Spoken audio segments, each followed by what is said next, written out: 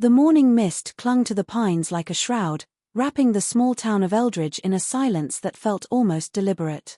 It was a Sunday like any other, the kind where the air carried the faint scent of pine sap and fresh-baked communion bread from the old stone church on the hill.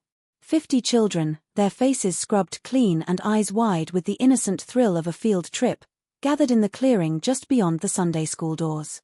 They were there to learn about miracles, about voices from above guiding the faithful through trials. Little did they know, the woods bordering the meadow held voices of their own, soft, insidious whispers that slithered through the underbrush, calling names no one else could hear. Miss Harlan, the stern but kind-hearted teacher with her wire-rimmed glasses and a Bible tucked under her arm, clapped her hands to gather the flock. "Children, remember the story of the lost sheep," she said, her voice steady against the growing chill. "The shepherd leaves the 99 to find the one. Today, we'll see how faith lights the darkest paths." The kids nodded, some giggling, others shifting restlessly as the wind picked up, rustling leaves in a rhythm that almost sounded like laughter. Tommy, the smallest boy with freckles like scattered stars, tilted his head first. "Did you hear that?" he whispered to the girl beside him. She shook her head, but soon others paused, their games forgotten, ears straining toward the trees. As the lesson began, the whispers grew bolder, weaving through the branches like threads of smoke. They promised adventures, hidden treasures buried in the earth, games that no adult could spoil. One by one, the children glanced toward the woods, their curiosity blooming into something sharper, more urgent. The fog thickened then, rolling in from nowhere, muffling Miss Harlan's words until they sounded distant, like echoes in a dream. By the time she looked up from her notes, the clearing was empty. Only the abandoned crayons and half-drawn pictures of angels remained, fluttering in the breeze. And from the depths of the forest, the voices hummed on, patient and hungry, drawing the innocent deeper into the dark. The morning of that fateful Sunday in Eldridge began with the kind of quiet perfection that small towns wear like a favorite coat, crisp, familiar, and slightly worn at the edges. Sunlight filtered through the tall pines surrounding the old stone church, casting long, golden fingers across the meadow where the Sunday school class had gathered. 50 children, ranging from barely 5 to just shy of 12, spilled out from the low wooden doors of the annex, their laughter sharp and bright against the stillness. The girls wore pastel dresses that fluttered like petals in the breeze, the boys tugged at stiff collars and scuffed shoes already dusted with pine needles. They carried small Bibles, crayon drawings of Noah's Ark, and the restless energy of kids who had sat through one too many verses about patience. Miss Harlan stood at the center of the clearing, her gray cardigan buttoned against the autumn chill that lingered even in late spring. She was a fixture in Eldridge, the same teacher who had taught their parents decades earlier, her voice always calm, always measured, as though she believed serenity could be taught through tone alone. Today's lesson was simple, the parable of the lost sheep, a story meant to reassure these children that no one was ever truly beyond saving. She had chosen the meadow deliberately, wanting them to feel the openness of God's creation, the way the sky stretched wide above the trees, reminding them that miracles could happen anywhere.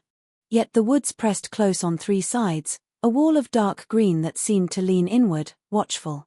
The children spread out in their usual patterns, some sitting cross-legged in a loose circle, others chasing each other in lazy loops, kicking up the thin layer of fallen needles.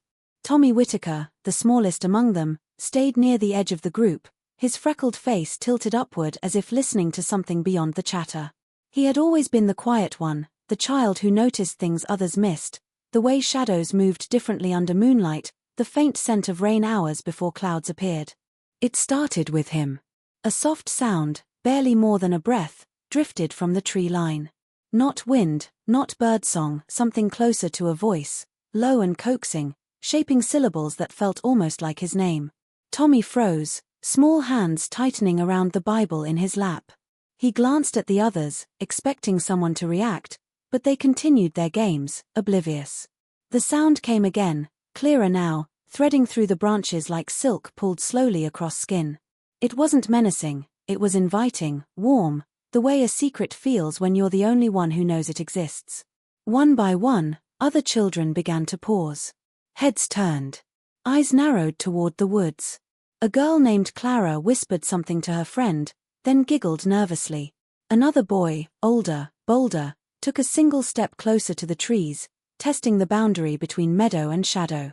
The whispers seemed to answer, growing in number, layering over one another until the air itself felt alive with them, soft promises of hidden places, of games no adult could interrupt, of wonders waiting just beyond the first row of trunks. Miss Harlan, absorbed in arranging the children for the opening prayer, did not notice the shift at first.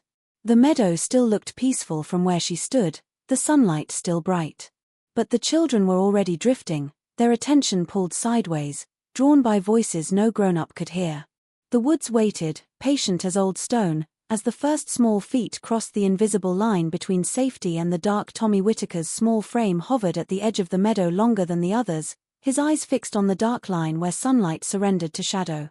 The whisper had spoken his name again, clearer this time, almost playful, like an older sibling calling him to a game no one else knew about. He took one hesitant step forward, then another, the pine needles crunching softly beneath his polished Sunday shoes. The sound felt louder than it should have, as though the forest itself were listening. Behind him, Clara Hensley noticed first. She was 10, with braids that swung like pendulums whenever she turned her head too quickly.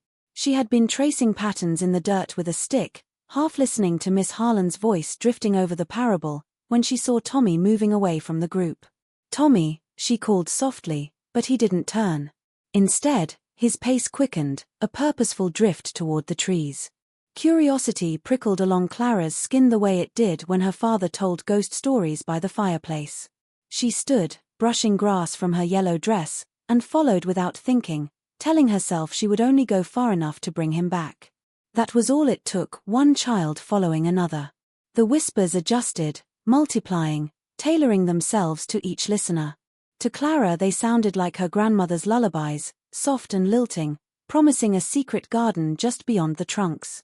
To 8-year-old Josiah, who trailed Clara after seeing her stand, the voices carried the excited shouts of imaginary friends he'd always wished were real.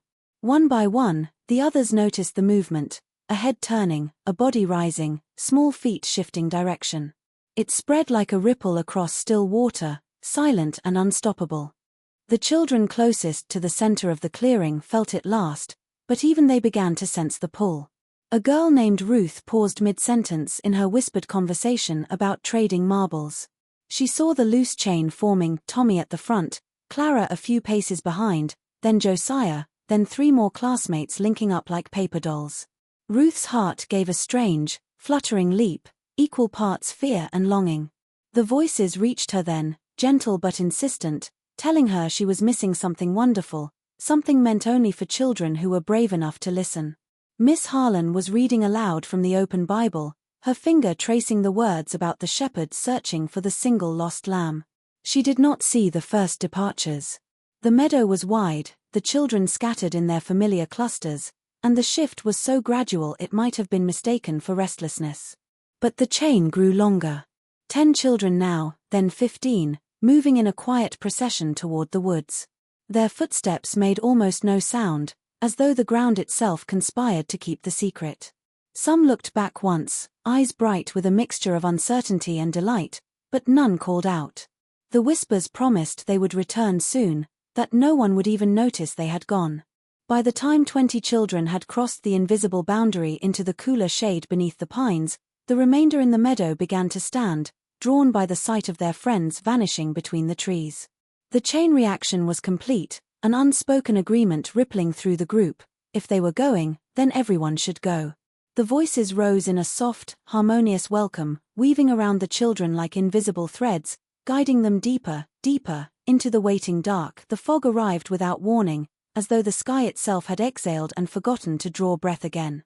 One moment the meadow lay open under pale sunlight, the pine trunks sharp against the blue. The next, a low wall of mist slid in from the deeper woods, cool and damp, carrying the scent of wet earth and something older, like stone left untouched for centuries. It moved against the wind, deliberate, pooling first around the ankles of the children nearest the trees before rising in slow, deliberate curls. Miss Harlan had just reached the part of the parable where the shepherd calls the lost lamb by name. Her voice carried across the clearing, steady and practiced, the words familiar enough that she no longer needed to glance at the page. She paused to let the silence settle, the way she always did, giving the children a moment to imagine the joy in heaven over one sinner who repents. In that pause she heard only the usual sounds, the rustle of dresses, a cough muffled behind a small hand, the distant call of a crow high overhead. When she looked up, intending to ask little Ruth to read the next verse, the outer edges of the group seemed oddly blurred. She adjusted her wire-rimmed glasses, blinking against what she assumed was a trick of the light. The mist had thickened faster than any fog she could remember, swallowing the tree line until the pines became indistinct shapes, more suggestion than substance.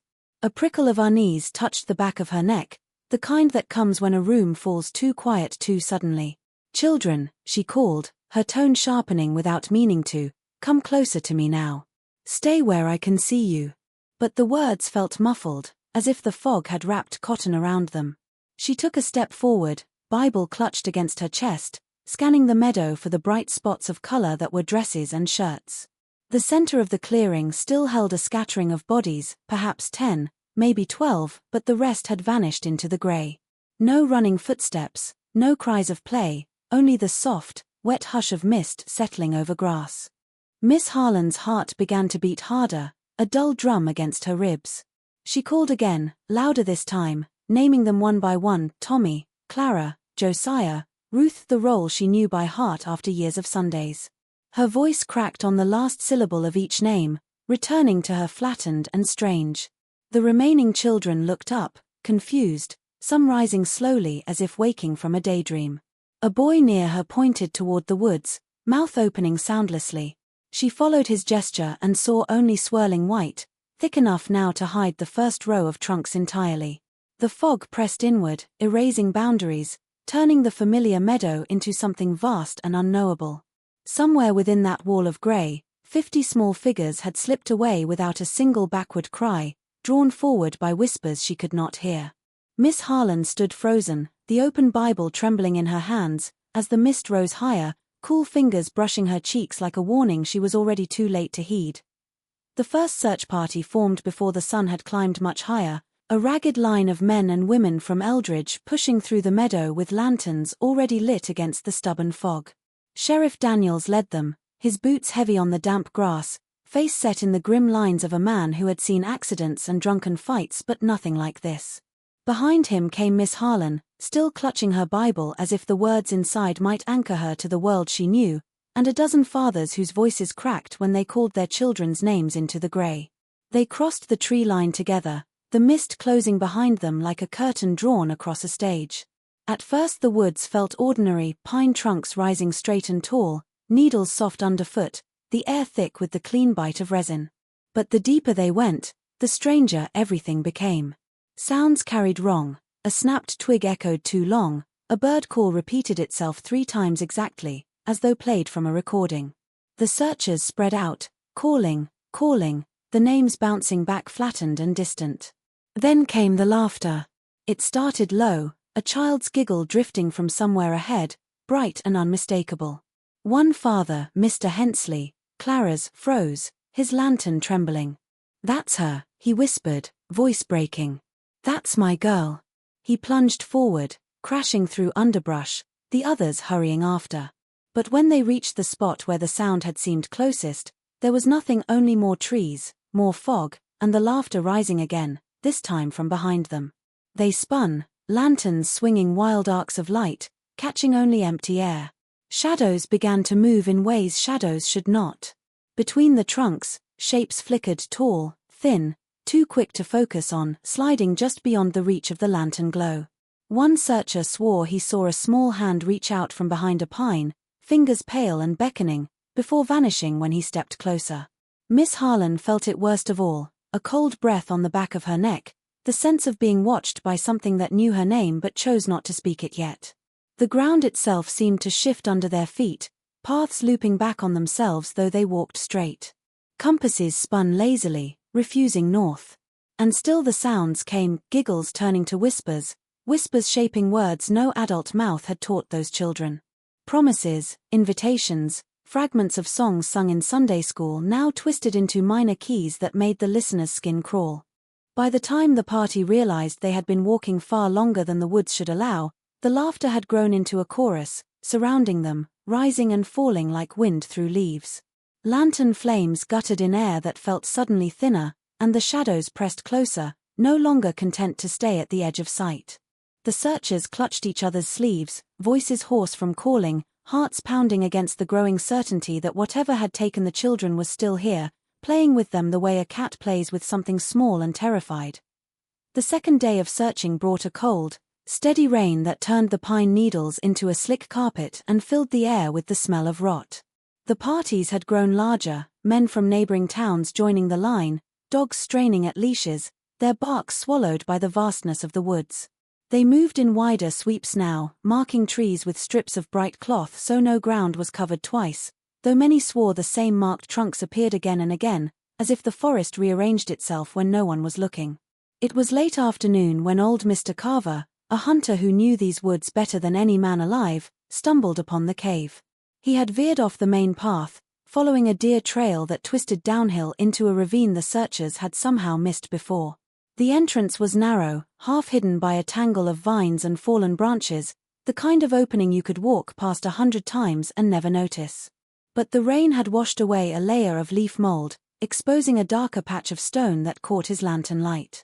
Carver called the others over, his voice rough with something deeper than excitement. When Sheriff Daniels arrived, he shone his flashlight inside and felt the air change, cooler, drier, carrying a faint mineral tang that made the back of his throat tighten. They widened the opening with axes, careful not to collapse the mouth, and stepped single file into the dark. The cave sloped gently downward, the walls smooth in places as though worn by centuries of water, rough in others where quartz veins glittered like frozen lightning. Their footsteps echoed strangely, too sharp at first, then muffled, as if the stone itself decided when to listen. 50 feet in, the passage widened into a chamber large enough for all of them to stand without touching shoulders. The lanterns revealed the carvings then, rows upon rows of them covering every surface, floor to ceiling, etched deep into the rock with tools no modern hand could replicate. The symbols were not random. Spirals coiled inward toward central figures that looked almost human but weren't, limbs too long, heads tilted at impossible angles, mouths open in silent song. Between them marched smaller shapes, unmistakably children, hands linked in chains that led toward a larger spiral at the chamber's heart. Some carvings showed offerings, flowers, bread, small animals laid at the feet of the tall figures. Others depicted the same figures bending close to the children, fingers brushing foreheads, mouths near ears as though whispering. Miss Harlan traced one of the child figures with a trembling finger, noticing how the stone around it was worn smoother than the rest, as if countless hands had touched it over generations. The sheriff found fragments of older markings beneath the newer ones, faint crosses, Latin phrases half erased, the desperate work of people who had once tried to claim this place for something holier and failed.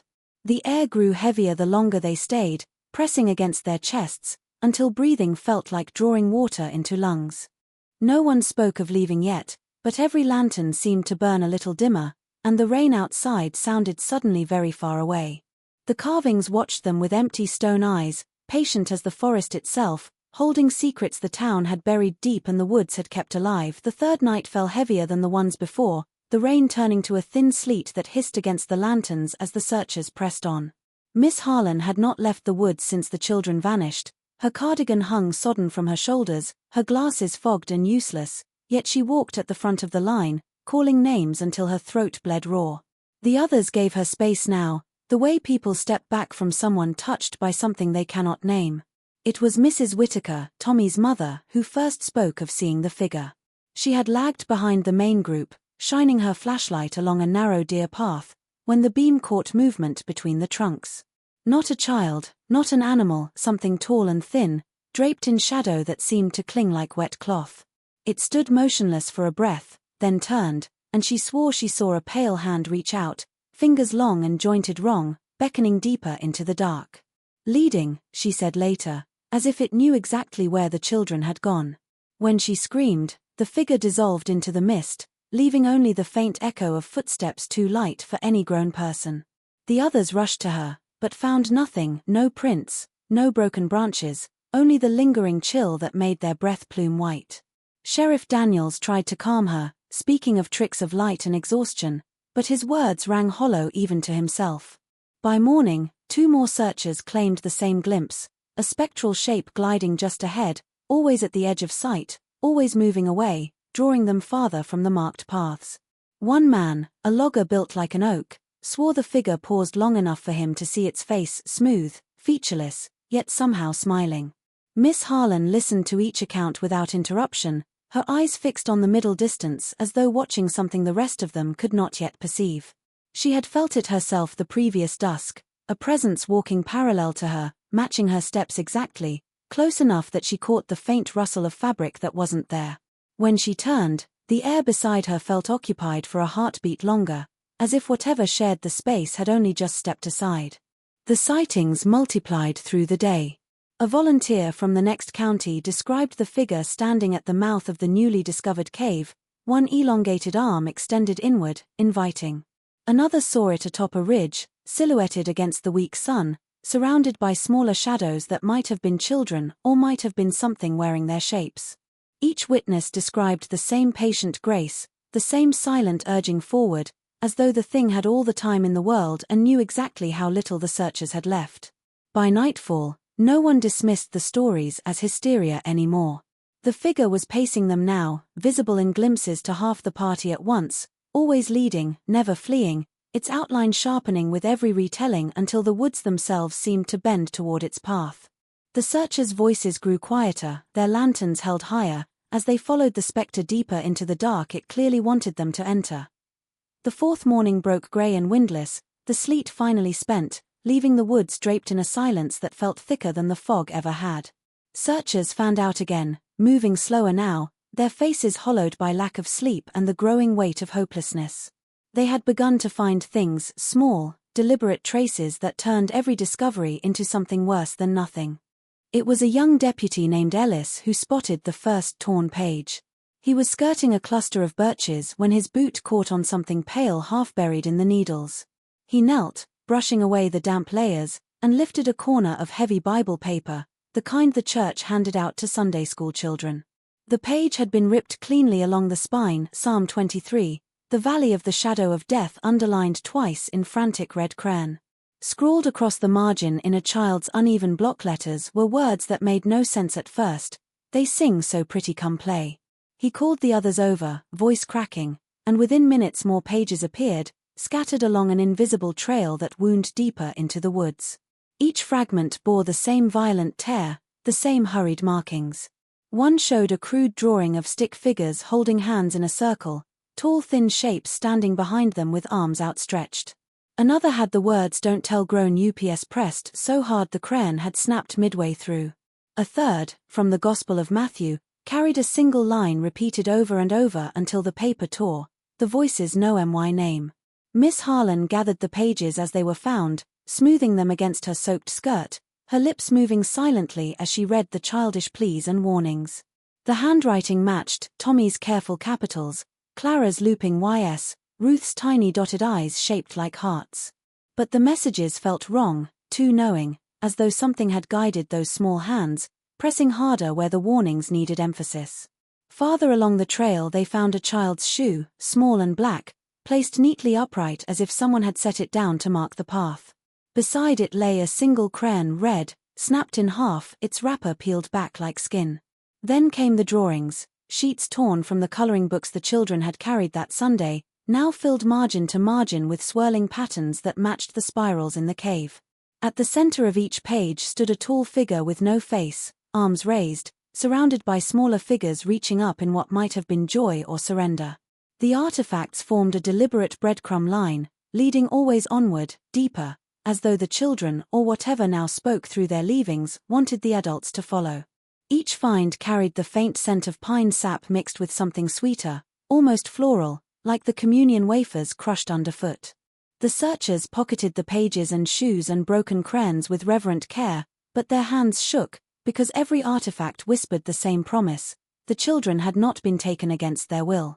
They had been invited, lured by voices that knew exactly what a child's heart most wanted to hear: secrets, games, a place where no one would ever scold or send them to bed early. The trail of torn pages and frantic scribbles stretched on, pulling the searchers farther from the marked paths, deeper into territory none of them recognized anymore.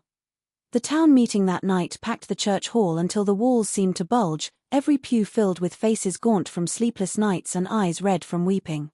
Sheriff Daniels stood at the front, trying to keep order, but the questions came faster than he could answer. Where were the dogs? Why no footprints? What did the cave mean?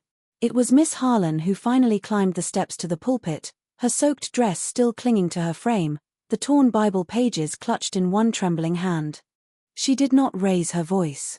She simply began to speak of the town's founding, words pulled from yellowed records she had read in the church basement years ago and dismissed as superstition.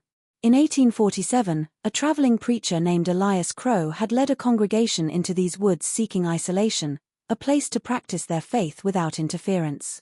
They built the first stone church on the very hill where the new one stood, carving symbols into the foundation that matched the spirals now found in the cave. But something went wrong. Whispers spread of voices calling from the trees, of children wandering off and returning changed, speaking in tongues, drawing the same tall figures on every surface. The elders confronted Crow, accusing him of inviting darkness under the guise of revelation. In the struggle that followed, he was driven into the woods, bound and left as an offering to whatever he had summoned. The congregation swore an oath that night: never speak of it again, bury the carvings under new stone, raise new families as though the betrayal had never happened. They believed silence would end the cycle. Every few decades, a child would vanish, one or two, quickly hushed, blamed on wolves or accidents, but never 50. Never all at once. Miss Harlan's voice grew quieter as she reached the part the records dared not name outright. The curse was not Crow's death, but his bargain. He had promised the voices in the woods a harvest of innocence in exchange for power, and when the town reneged, the debt passed down through blood and soil. The whispers waited, patient, awakening fully only when the town grew complacent, when faith turned rote and the old oaths were forgotten entirely. The hall fell silent as she laid the torn pages on the pulpit rail, the childish warnings now making terrible sense. The voices had not stolen the children, they had come to collect what was promised long ago. Parents stared at one another, recognizing in neighbors' faces the same buried shame, great-grandparents who had signed the oath, grandparents who had enforced the silence. The cave carvings, the spectral figure, the looping paths, all pieces of a ritual older than the town itself, stirring again because the last generation had pretended it never existed. Outside, the wind picked up, rattling the stained glass windows as though something tested the seams. Inside, the truth settled like frost, cold and undeniable: the children were not lost. They were claimed, and the town's long denial had only made the reckoning larger. The whispers had waited a century for a Sunday when every innocent soul would answer their call at once. The fifth dawn arrived without birdsong, the woods wrapped in a stillness so complete that every footstep sounded like an intrusion. The searchers had thinned, some called away by collapsing hope, others simply unable to rise from exhausted sleep, but those who remained pushed deeper than ever, drawn by the trail of artifacts and the spectral figure that still flickered at the edges of their vision. The air had grown colder overnight, a bite that seeped through coats and gloves, carrying a faint, sweet undertone like wilted lilies. It was Mr. Hensley who heard the rustle first. He was alone, having wandered ahead in the grey half-light, when branches parted 20 yards upslope and a small figure stumbled down the ravine toward him. At first he thought it was Clara, same yellow dress now torn and mud-streaked, same braids hanging limp, but as the child drew closer he saw it was Tommy Whittaker, barefoot, eyes wide and unblinking. The boy's skin was pale to the point of translucence, lips blue, yet he moved with a strange, deliberate grace, as though guided by strings no one else could see. Hensley dropped to his knees, arms outstretched, calling the boy's name, but Tommy did not run to him. He stopped several paces away, head tilted in a listening attitude, then extended one small hand. Clutched in his fingers was a single sheet of paper, folded many times until it was soft as cloth. When Hensley reached for it, Tommy let it fall rather than place it in his palm, the paper fluttering to the needles like a wounded bird. The others arrived at a run, Miss Harlan among them, her breath pluming white as she sank beside the child.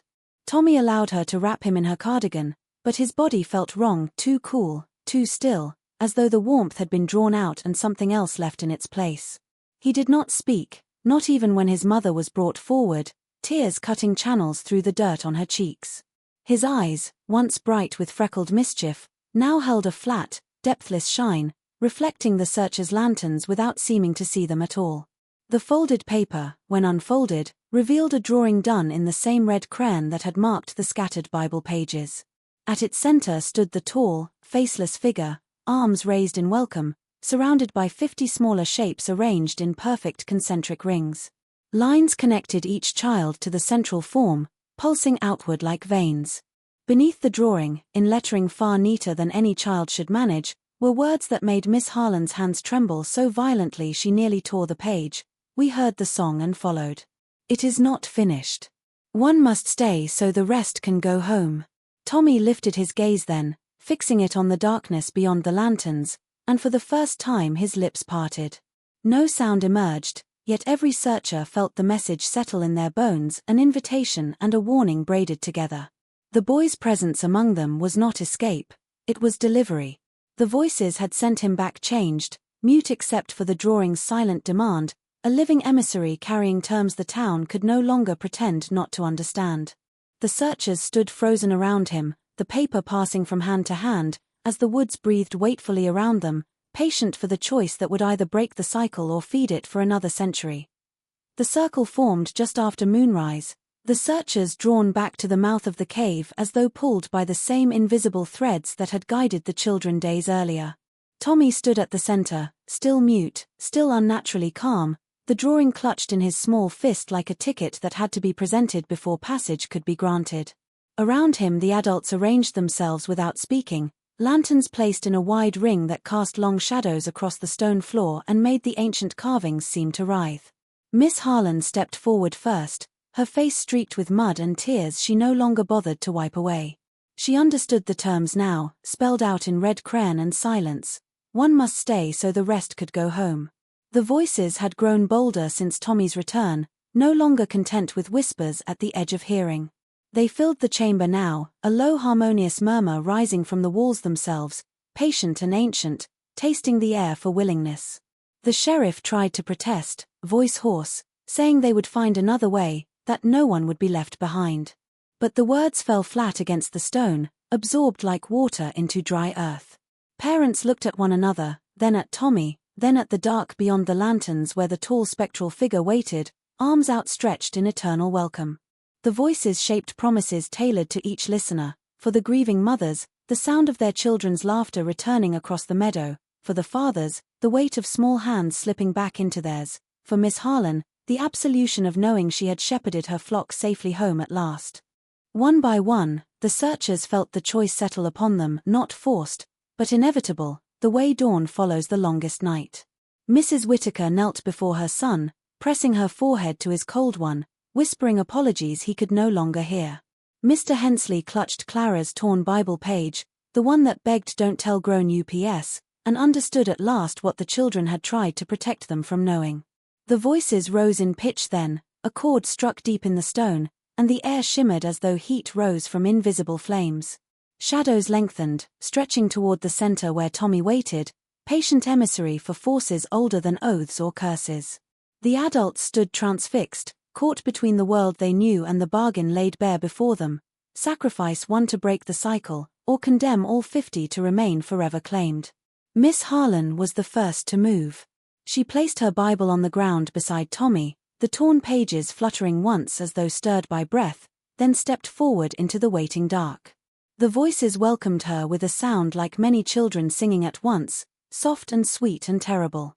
The lanterns flickered, shadows swallowing her outline whole, and in that instant the chamber filled with the rustle of small feet returning, 50 bright figures emerging from the deeper tunnels, eyes clearing, voices rising in confused questions as the woods released its hold.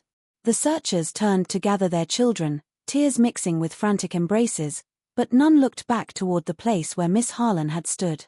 The voices quieted to a satisfied hush, the carvings on the walls seeming to settle into deeper stone, the cycle complete for now. Tommy blinked once, the flat shine leaving his eyes, and took his mother's hand as the group stumbled out into the cold night air, leaving the cave and whatever now kept eternal watch within it silent behind them.